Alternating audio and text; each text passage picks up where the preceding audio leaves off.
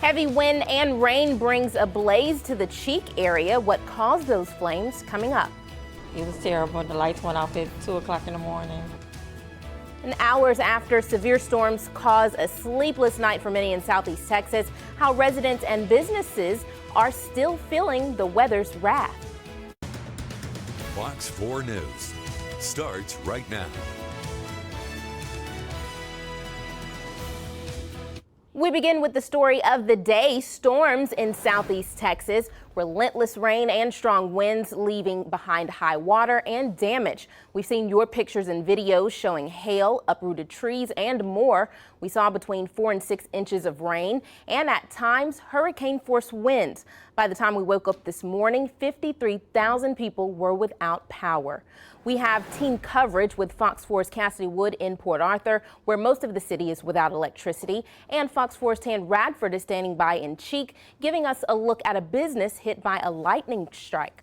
But first, let's go to Chief Meteorologist Greg Bostwick, because even though a line of storms moved out of our area last night, we're bracing for the possibility of even more rain. So, Greg, what's our weekend going to be like here? We're nervous. Yeah, I think everybody is. Kimberly, it looks like we'll have a good chance of storms again mid-morning tomorrow into the afternoon. So we're not expecting anything tonight. That's the good news there.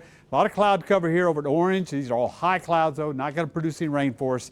Sponsored by Thermicon, and things are much calmer than what we had last night. Vidor Junior High School picked up 3 1/4 inches of rain. Now, since midnight, they had more ahead of that. All of our systems reset at midnight, and it's 76 degrees there. Had a wind gust of 32. There are a lot stronger winds than that in some spots. We'll take a look at that, too, as well in a few minutes.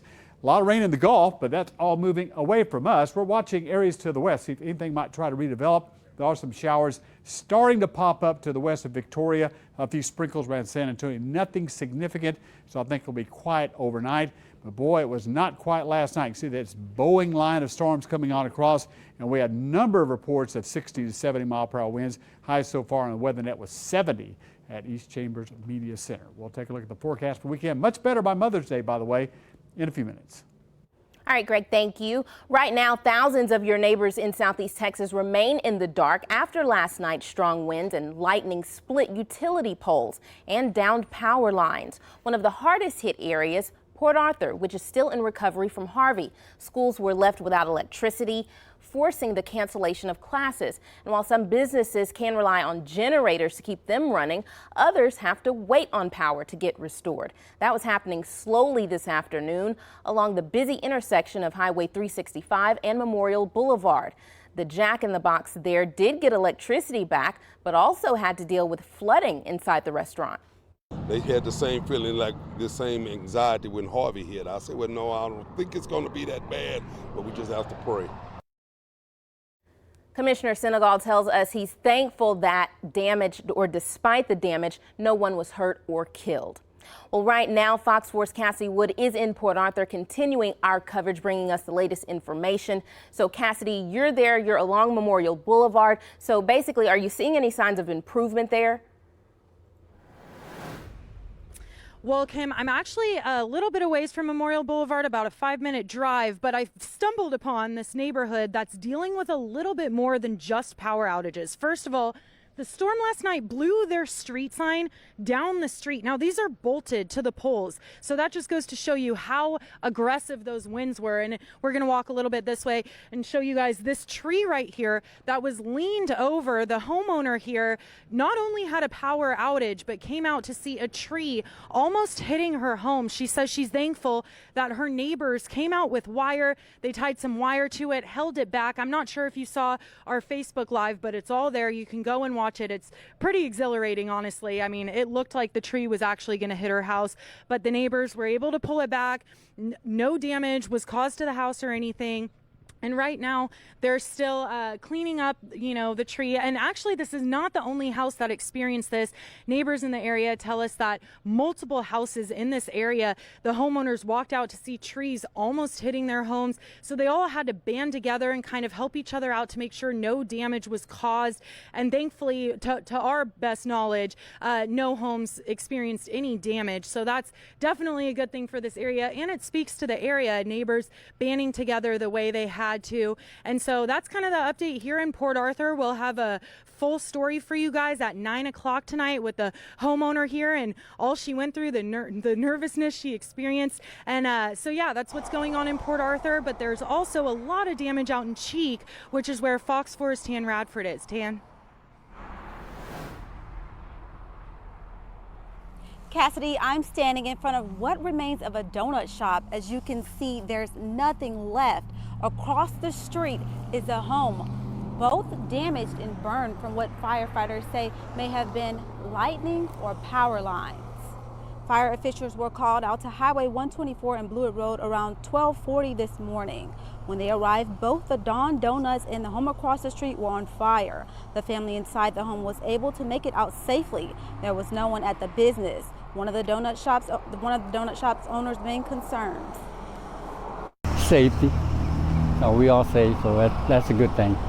It's a building, this is a material thing, so it's all right. The business will file an insurance claim and the homeowners are being assisted by Red Cross. Live in Cheek, I'm Tan Radford, Fox 4, working for you. All right, Tan, thank you. Well, further down from where Tan was, homeowners in LaBelle are working quickly to regain power and normalcy to their homes after last night's storms. Fox 4's Quentin Hope is back from LaBelle. He joins us in the studio. Quentin. Well, Kimberly, many folks out there have been through their share of storms. They've been through Hurricane Harvey and Rita, but many of them are quick to tell you that this storm scared them the most. And for one homeowner, it was almost a nightmare. As we drove through the town, fences were blown down, broken power lines covered the road, and trees toppled on top of homes. One homeowner who did not want to be on camera tells Fox 4 a tree fell onto her trailer and nearly injured her 2 grandchildren who were sleeping at the time. Now, their family is displaced for the time being. Another says it felt like 3 tornadoes ripped through the town, but unfortunate, no one was injured. I've never heard that whole train coming thing that I hear old timers talk about, but I did last night, and it was right down the highway. And there was a gentleman that left to go to work that said he actually seen a twister during the lightning bolts. We're told there's no confirmation of a tornado and no reports of any injuries. Kimberly. All right, Quentin, thank you. We are continuing our coverage on storm damage and looking at the potential for more rain this weekend on KFDM at 6 and Fox 4 News at 9 o'clock tonight. So make sure you download our KFDM weather app. You can track the storm and see the radar from your phone. We'll also keep you updated on fox4beaumont.com.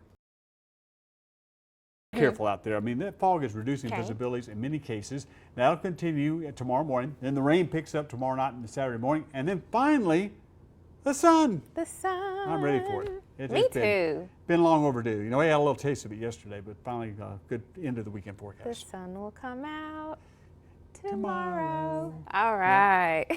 Well, we'll wait for it. Well, not tomorrow, but right. down the Sunday. road. Yeah, that's right. Exactly. Well, thank you, Greg. Sure.